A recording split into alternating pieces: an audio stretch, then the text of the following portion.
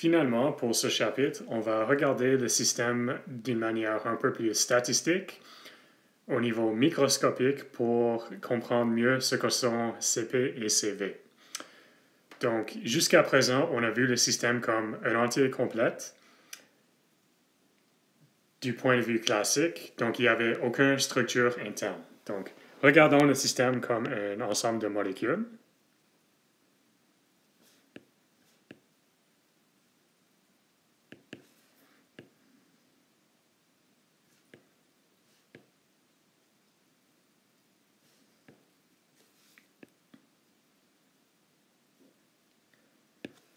OK, puis on va faire deux dessins.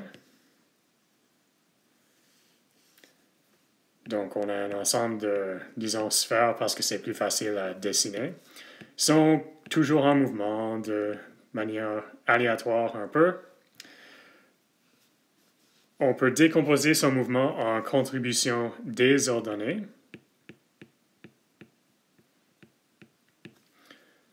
Puis, si on va essayer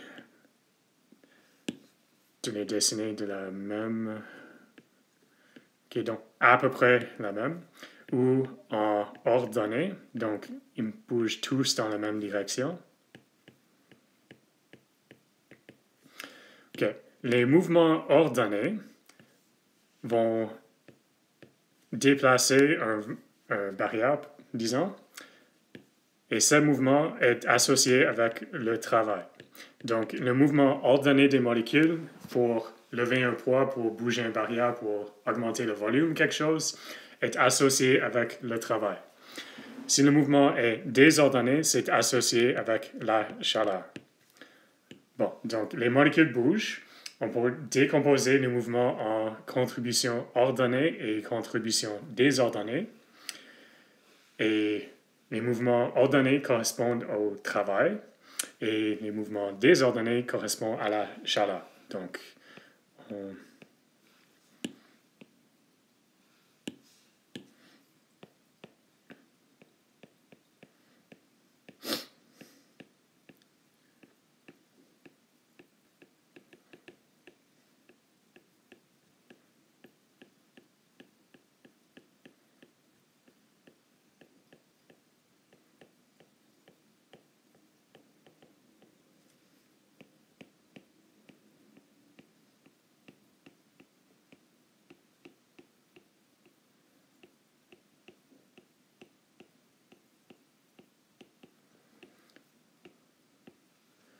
OK, et attention, les deux arrivent en même temps, mais on peut les décomposer pour le comprendre au niveau qualitatif.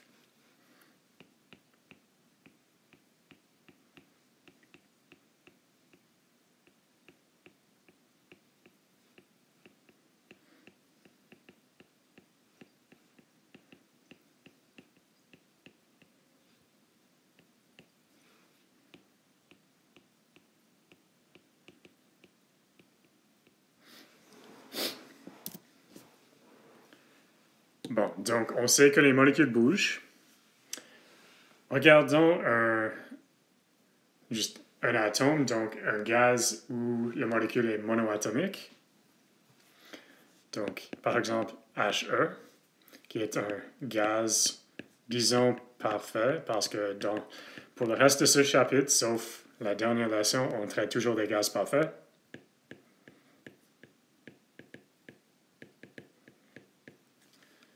Bon, donc, on a He en trois dimensions.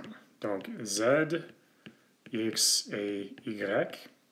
Puis He peut bouger dans les trois dimensions. Donc, on a la translation en trois dimensions.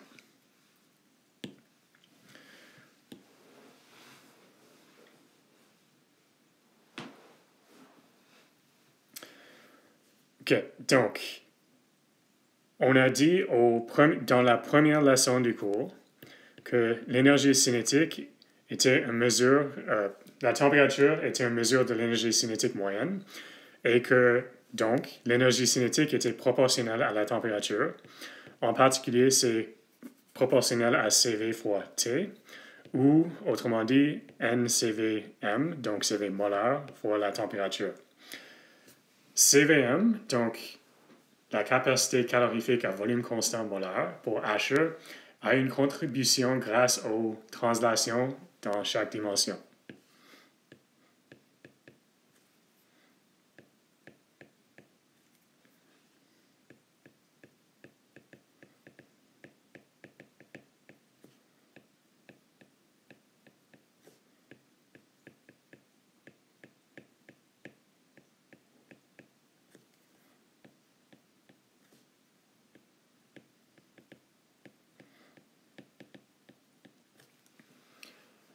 Donc, le message hélium peut déplacer dans 3 dimensions indépendamment et chaque dimension donne une contribution à CVM.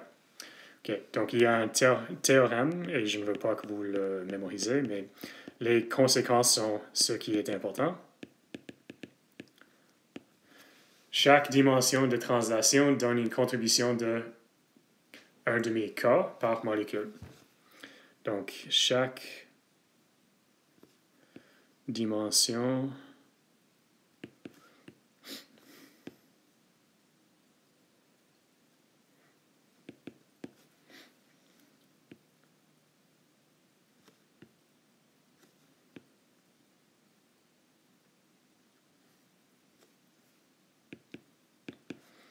donne une contribution de 1,5 K que je vais préciser immédiatement par molécule ou 1,5 R, où R est la constante des gaz, par mol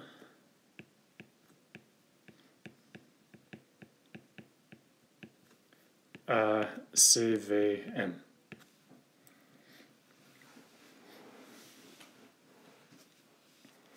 Okay, le pourquoi, c'est que l'énergie cinétique, on l'écrit comme 1,5 fois la masse de hélium en principe, fois sa vitesse vitesse pour une opération, vitesse direction x au carré, plus sa vitesse en direction y au carré, plus vitesse dans direction z au carré.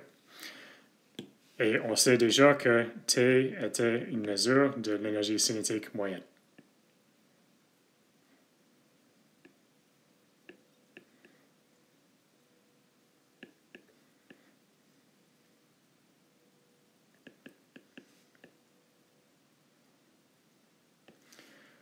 Bon, donc, le message pour hélium, qui est un gaz monoatomique, chaque dimension donne une contribution de R sur 2 à CVM par mol de molécule. Bon, donc, K et R sont des constants. R, on a déjà vu. K, je vais préciser, c'est K minuscule, qui s'appelle le constant de Boltzmann.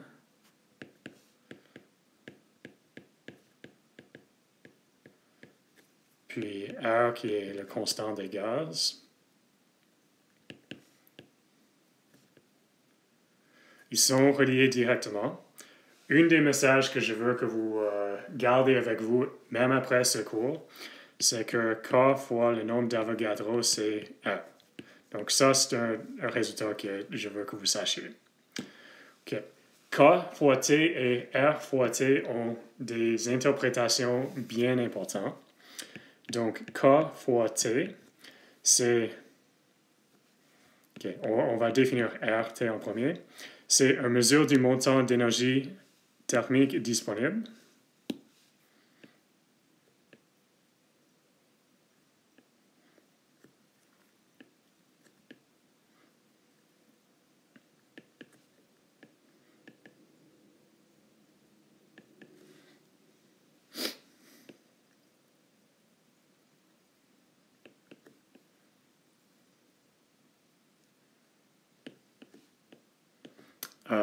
Un mol de molécule.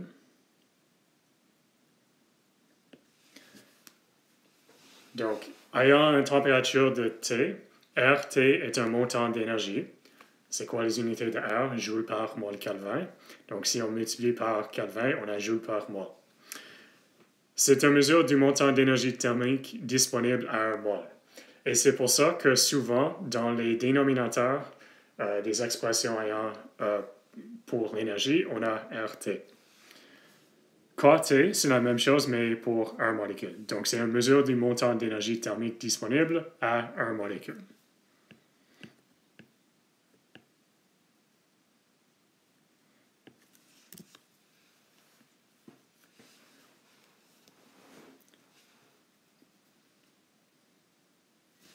Bien entendu, si T est plus grand, il y a plus d'énergie disponible, RT sera plus grand.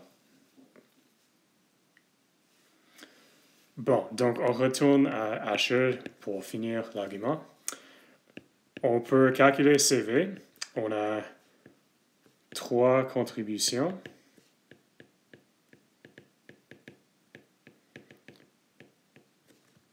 Et ce sont en particulier les translations dans les dimensions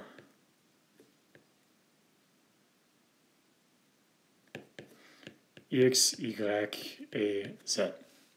Donc, le théorème d'équipartition nous disait que chaque contribution était de 1 demi R par mol ou 1 demi K par molécule. Donc, CV molaire, c'est 1 demi R pour la translation X, plus 1 demi R pour la translation Y, plus 1 demi R pour la translation Z. Donc, en gros, 3 demi R.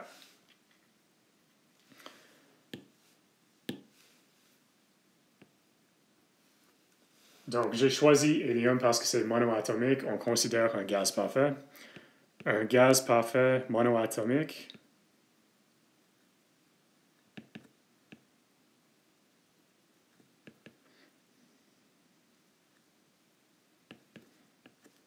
a CVM égale à 3 demi fois 1. Bon, on a aussi vu CP. Puis on a vu que pour un gaz parfait, CP c'était CV plus NR. Autrement dit, CPM c'était CP divisé par N. CVM plus R. Donc pour un gaz parfait monoatomique, c'est 3 demi R plus R, qui est 5 demi R. Pour un gaz parfait monoatomique.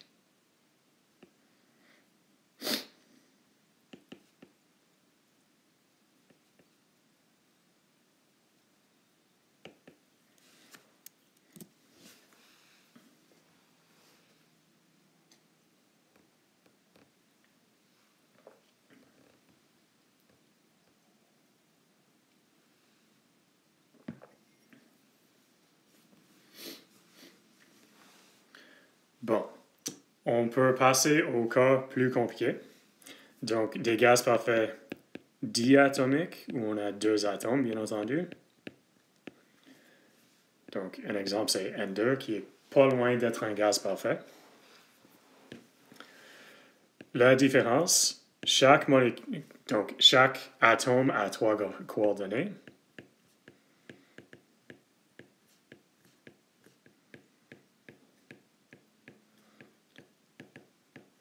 Il y a 2 atomes, donc il y a 6 coordonnées.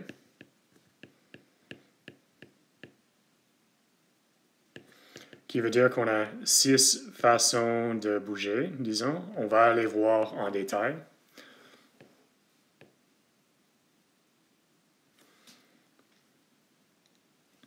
OK, donc on va commencer en dessinant N2. OK, encore une fois, on a un Z, X et Y. On a une translation dans les 3 dimensions. Donc, on a 3 translations.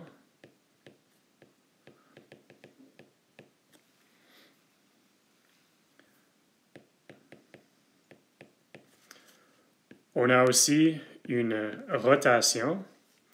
Donc, il y a 2 rotations en particulier. Il y a dans le plan X, Y, on a une rotation comme ça.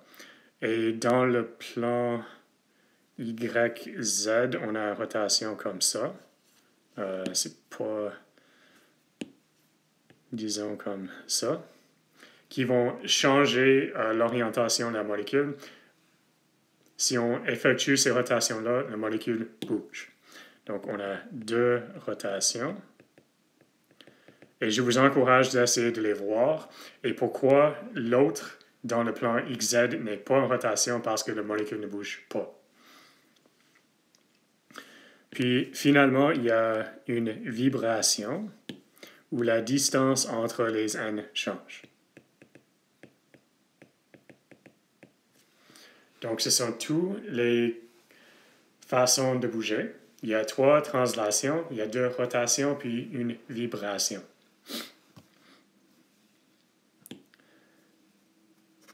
Chacun de ces mouvements-là va donner une contribution à CVM.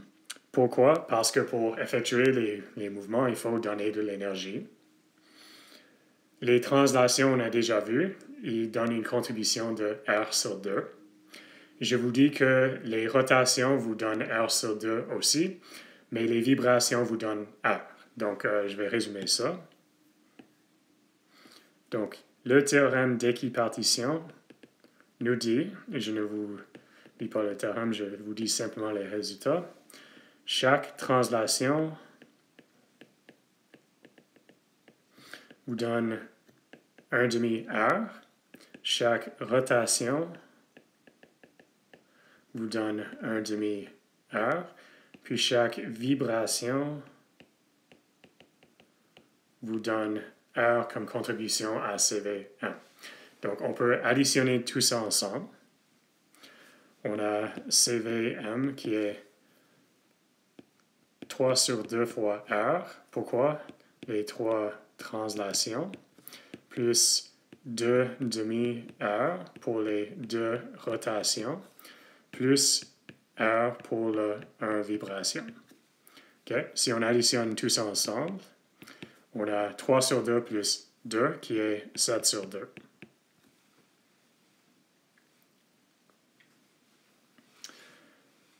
Puis CP, c'est CVM plus R qui est 9 sur 2. OK.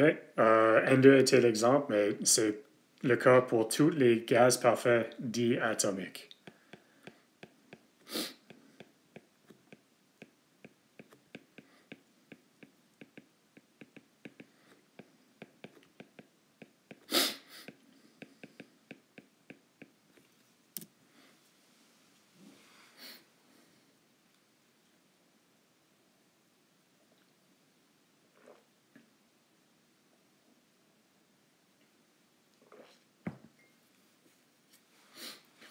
Bon. Là, on peut passer aux molécules polyatomiques, mais on va faire 3 atomes en premier. Il y a 2 cas, si la molécule est linéaire ou non. Et on va voir pourquoi. On va regarder une molécule non linéaire en premier. Je ne vais pas vous demander de le faire, mais vous êtes censé de savoir comment identifier si une molécule est linéaire ou non. En Ontario, à l'école secondaire, on apprenait ce qu'on appelle VSEPR pour déduire la forme des molécules. Je ne vous tiens pas responsable de le faire, mais vous êtes censé le savoir. Bon, je vous dis que H2O est une molécule qui n'est pas linéaire. Ça, je ne pense pas qu'il est trop difficile.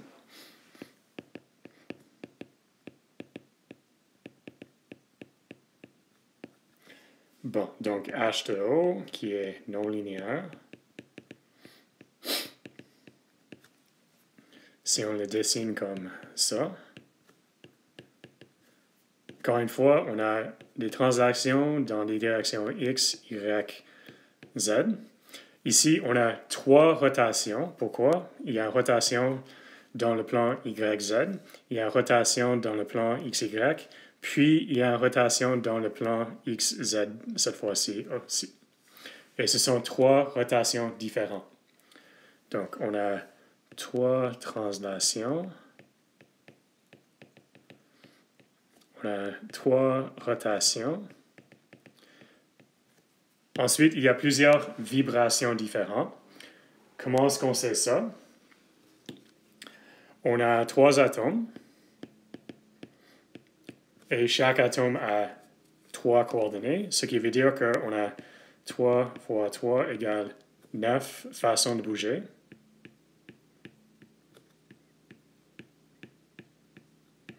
Car chaque atome nous donne 3. Il y a 3 qui sont des translations, il y a 3 qui sont des rotations. Ce qui reste doit être des vibrations. Donc, on a 9 moins 6 égale 3 vibrations. Donc, je vais les résumer ici. OK, on va faire le calcul de CVM en premier. Ensuite, on va aller essayer de visualiser. Donc, on a CVM qui est la somme des contributions translation. Il y a 3 et chacun nous donne un demi. Donc, les 3 translations. Plus les rotations, chacun qui donne un demi. Dans ce cas, il y a 3 rotations. Plus les vibrations, chacun nous donne R. Donc, 3. OK, on additionne ça ensemble. On a 6R. Finalement, CPM est CVM plus R, qui est 7R. Bon, OK, donc, donc on peut décomposer les vibrations en 3, parce qu'il y a 3. Je vais essayer de les dessiner. On a un mouvement symétrique où les deux liaisons OH bougent en même temps. Puis, ce mouvement a une énergie associée avec. Ensuite, on a la même sorte d'affaire, mais qui est asymétrique. Donc, on a H qui est là, disons, puis H qui est plus long. Ou on a H qui est plus long, puis H qui est moins long. Donc, on a une vibration asymétrique.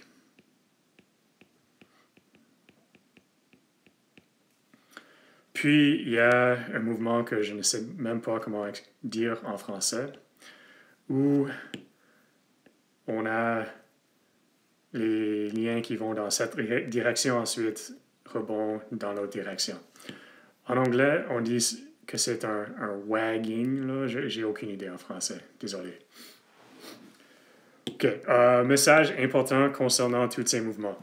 Tous les mouvements arrivent en même temps.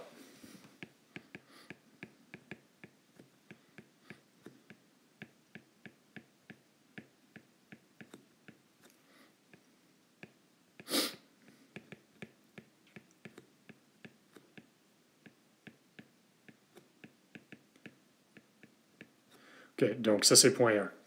Point 2, chaque mouvement a une énergie associée avec.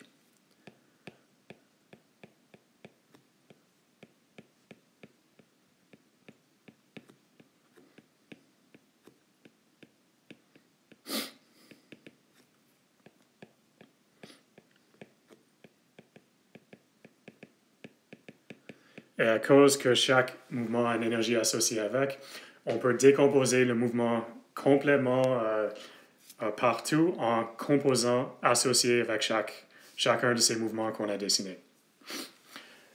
Même si vous n'êtes pas à l'aise avec ça, vous l'avez en principe déjà fait. Quand vous regardez les spectres infrarouges, là, on a en particulier les vibrations qui sont décomposées en composantes symétriques, asymétriques, etc. Bon, donc, un cas non linéaire, en particulier avec 3 atomes, nous donne CVM de 6R. C'est le cas pour chaque gaz parfait triatomique non linéaire. OK. Finalement, la différence pour quelque chose linéaire, mais avec plus que 2 atomes. Donc là, j'ai un exemple triatomique.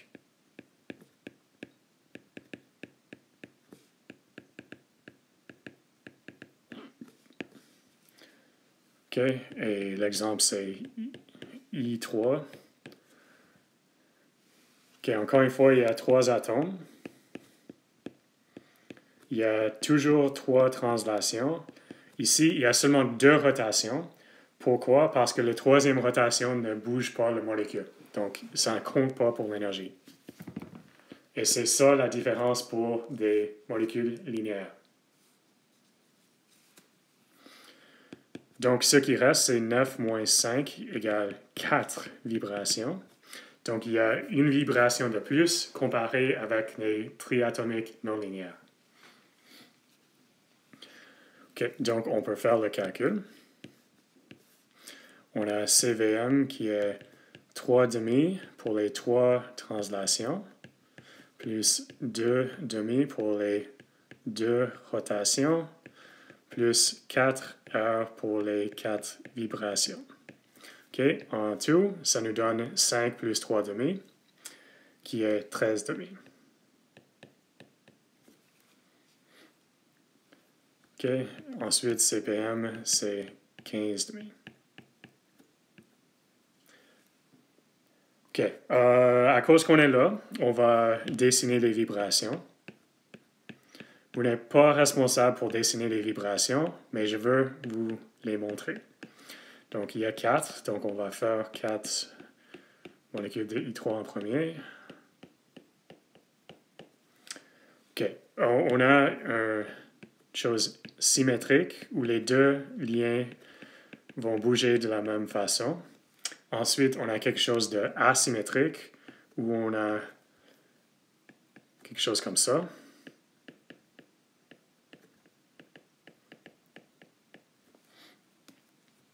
Ensuite, il y a dans le plan un, disons, bending symétrique. Donc, celui-là est symétrique aussi. On peut le garder pour les deux. Et là, on a quelque chose qui arrive dans le plan où on a les trois qui bougent d'une façon asymétrique.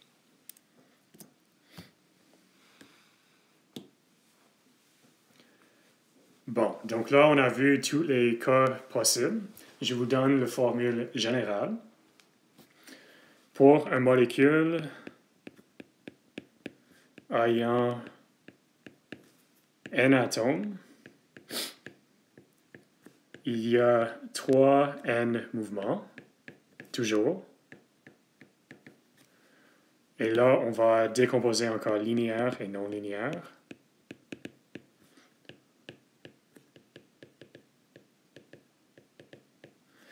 Toujours, 3 mouvements sont associés avec la translation. Pour des molécules linéaires, il y a seulement 2 rotations. Pour les molécules non linéaires, il y a 3. Dans les deux cas, la balance des motions sont les vibrations. Donc, pour non linéaire, on a 3 n-6 vibrations. Et pour des molécules linéaires, il y a 3 n-5 vibrations. Ça, je vous tiens responsable de le comprendre et de le savoir. Pour des molécules non linéaires, il y a 3 n-6 vibrations. Et pour les molécules linéaires, il y a 3 n-5. OK? Donc, là, on peut faire le calcul de CV. 3,5 plus 2,5 plus 3n-5. Puis 3,5 plus 3,5 plus 3n-6.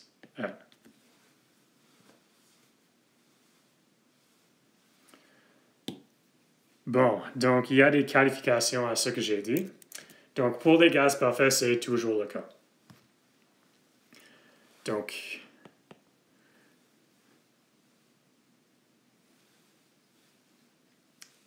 un message que je vous dis aujourd'hui, mais que vous allez apprécier plus tard dans votre carrière, plus tard dans vos études, disons.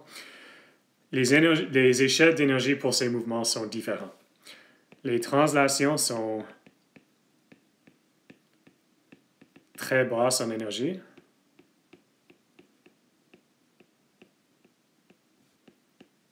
Ça ne prend pas beaucoup d'énergie pour effectuer une translation. Les rotations sont un peu plus hautes. Donc l'échelle est différente. Et les vibrations sont beaucoup plus hautes.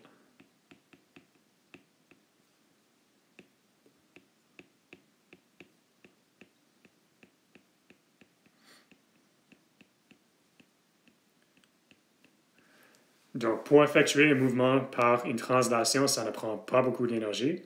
Pour faire une rotation, il prend en principe plus d'énergie, mais pas tant que ça. Pour effectuer une vibration d'une molécule, il faut beaucoup plus d'énergie. Et pourquoi? Parce qu'on change la position relative des atomes. Il y a des conséquences électroniques à cause de ça. Donc, les vibrations sont beaucoup plus hautes en énergie. Donc, pour effectuer une vibration, il faut assez d'énergie disponible pour le faire. À très basse température, le traitement des vibrations est moins bon. Donc, à basse température, les mouvements vibrationnels ne sont pas populaires. Donc, les contributions à CVM ne sont pas là. Ça, c'est un détail que vous verrez plus tard dans votre carrière.